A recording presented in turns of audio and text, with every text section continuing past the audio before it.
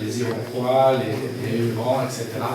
Si c'était allié, s'ils avaient formé une fédération, ça existait, mais pas sur l'ensemble de l'Amérique du Nord. Mais si c'était allié, probablement qu'il y aurait eu... l'histoire ne serait pas la même. Les Indiens s'étaient alliés? Entre eux. Ah oui, et il y a eu plusieurs projets. Il y a eu plusieurs projets en Nouvelle-Angleterre. Il y a eu Pontiac qui a voulu faire ça. Il y a plusieurs chefs qui y ont pensé. Ils ne sont jamais arrivés à surmonter les antagonismes anciens. Et le pouvoir colonial a toujours été capable de les diviser. C'est vrai pour les Français qui ont joué cette carte contre les renards dans ce qui est maintenant le Wisconsin. C'est vrai pour les Britanniques, c'est vrai pour les Américains ultérieurement.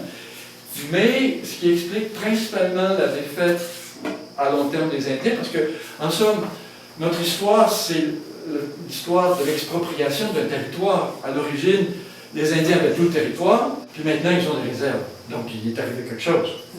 Et alors, comment se fait-il que la colonisation en Afrique, en Inde, en Chine, n'a pas eu pour effet de faire disparaître les populations autochtones?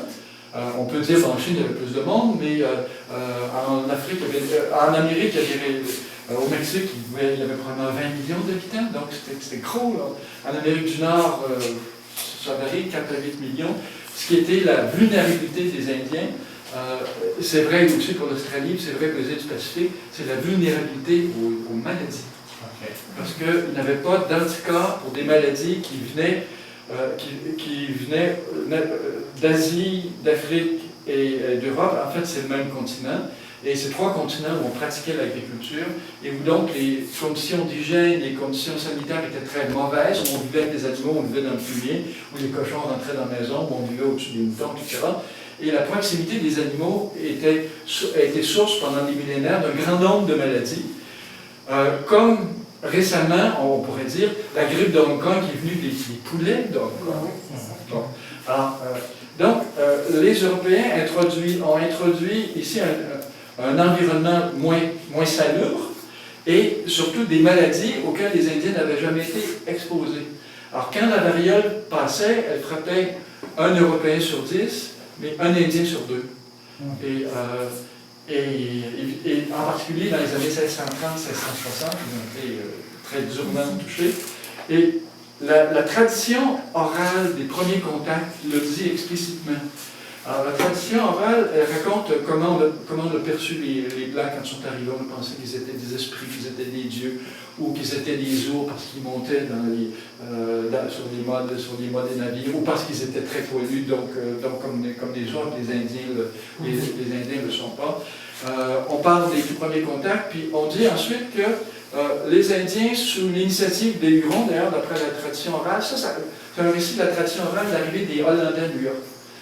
Les Hurons ont décidé de regrouper l'ensemble des nations de l'intérieur du continent, puis ils ont dit aux Indiens de la côte, mais qu'est-ce que vous avez fait? Vous n'avez pas protégé notre territoire, vous avez laissé des étrangers nous envahir, et nous allons refouler ces étrangers à la mer. Donc les Européens qui arrivaient, nous allons les refouler à la mer.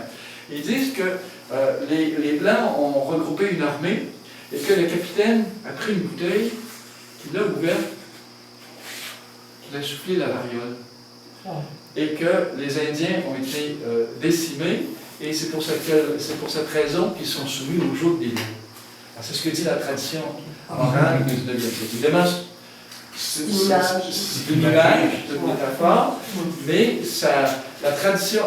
dans la tradition académique, on parle des maladies depuis 50 ans, la tradition orale en parle depuis 300 ans. Comme quoi la tradition orale est très, très, très, très précieuse pour faire l'histoire. Puis, le film, je ne sais pas comment vous l'avez vu, à bien des égards, il propose une réconciliation, un rapprochement des Québécois et des Autochtones en disant nous avons plein de choses en commun. Et nous avons une histoire de très longue interaction. Est-ce que tout ce que l'on a vu est lié ou résulte de l'influence des Indiens et exclusivement l'influence des Indiens, ça, on ne peut pas le démontrer. Est-ce qu'il y a un lien? C'est possible. Est-ce que c'est plausible? Oui. Mais est-ce qu'il n'y a pas d'autres facteurs possibles pour expliquer? Possiblement. Par exemple, la tradition, disons,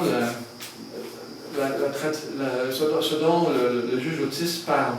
D'ailleurs, Otis, vous savez que c'est un nom anglophone, et les Otis du Québec descendent de captifs qui ont été faits, de jeunes captifs qui ont été faits par les Indiens et les Canadiens dans les villages de Nouvelle-Angleterre, captifs qui ont été ramenés ici, adoptés par les Hurons et ensuite intégrés dans la population.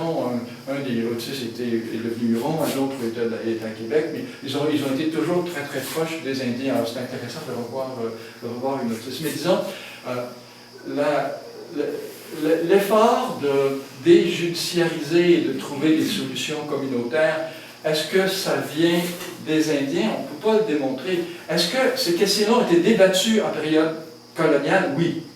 On a trouvé que la manière indienne de régler les conflits était au fond plus humaine et moins dure et plus efficace que la manière dure et répressive de la tradition occidentale. Maintenant, est-ce que c'est ça qui est à l'œuvre ou est-ce que c'est pas plutôt, disons, la tradition paysanne d'une communauté relativement égalitaire, d'une communauté où les élites sont parties au moment de la conquête? Peut-être que c'est ça aussi.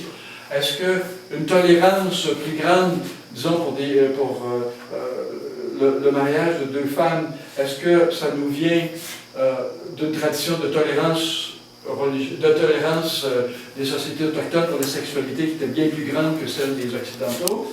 Ou est-ce que ce n'est pas des anciens catholiques qui ont laissé tomber l'ensemble des règles catholiques, qui n'ont pas intériorisé la morale et le code à la manière des protestants, puisque la règle était reportée sur le clergé. Une fois qu'on n'a plus de clergé, on est comme...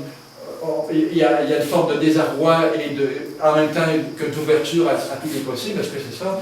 On peut l'imaginer. Mais ce que je peux dire, par exemple, c'est que nous avons une littérature des premiers contacts. La littérature des premiers contacts entre deux civilisations radicalement différentes. Celle de l'Amérique et celle des Européens. Les premiers à écrire, qui disent voici comment ça marche, voici ce qui se passe, voici ce qu'on a fait aujourd'hui, voici combien d'hommes sont arrivés, voici comment on va la guerre, voici. Ils nous parlent ensemble en même temps, sans trop s'en apercevoir, de manières différentes de vivre, de croyances différentes, de rapports des hommes et des femmes qui ne sont pas du tout les mêmes d'une société et dans l'autre, de hiérarchie ou d'absence de hiérarchie, etc.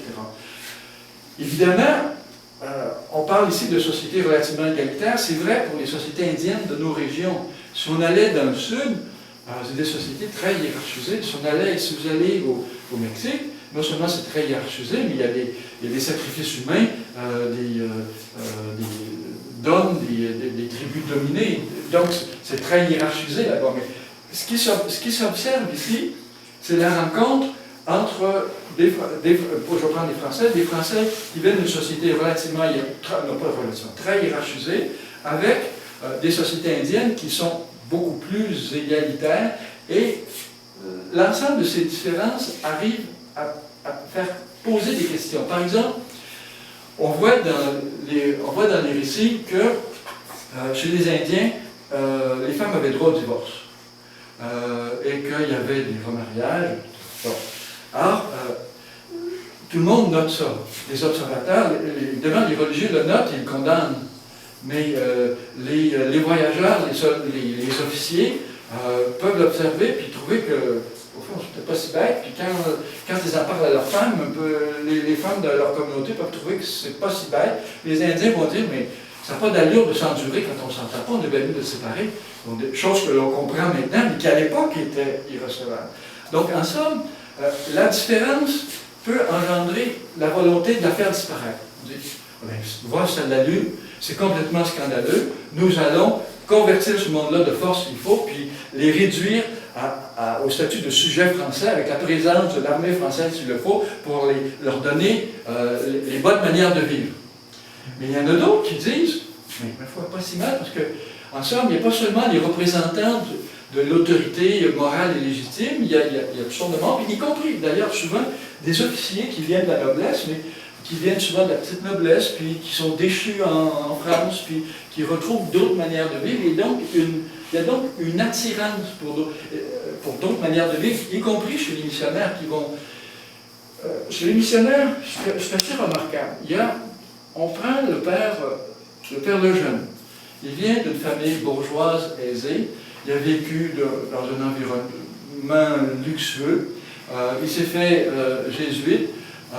Il décide d'apprendre le montagnais et d'aller hiverner avec les montagnais dans un camp d'hiver, dans un camp de chasse, dans une tente sur la dure, 3 familles avec les chiens qui mangent dans la tente, qui réveillent les chiens qu'on garde pour qu'il fasse chaud. Il trouve ça dur, il chicane avec le chaman, il trouve ça dur. Puis il trouve qu'ils sont misérables, puis qu'il faudrait les civiliser, puis leur apprendre l'agriculture, puis leur apprendre la vraie religion, etc. C'est ce qu'il dit. 25 ans plus tard, il est comme la plupart des gens qui vivent dans un autre pays, puis qui prennent le pays, puis qui s'y adaptent, puis qui en prennent la couleur. Il est largement devenu un montagnais, et il dit, au fond, tout est relatif. On ne peut jamais porter de jugement sur la manière de faire des autres, à part la religion et la morale. Ça, on comprend. Mais il dit, les Français aiment le salé, ils aiment le fumé. Ceci les dégoûte, eux autres ils apprécient. Il va dire par exemple, les Français sont dégoûtés de la manière dont les Indiens mangent, parce qu'ils mangent avec leurs doigts dans une gamelle. Mais les Indiens sont complètement dégoûtés de voir les Français qui se bougent dans un mouchoir, qui mettent le cul dans leur poche et tout ça, dégoûtant. Bon. Et il multiplie les exemples à l'infini pour dire tout est relatif, à part la religion. Mais c'est déjà un gros morceau. Et puis, ensuite, c'est vrai qu'il s'est passé quelque chose d'exceptionnel parce que l'anthropologie est née à Kanawake, en face de Montréal. C'est-à-dire une science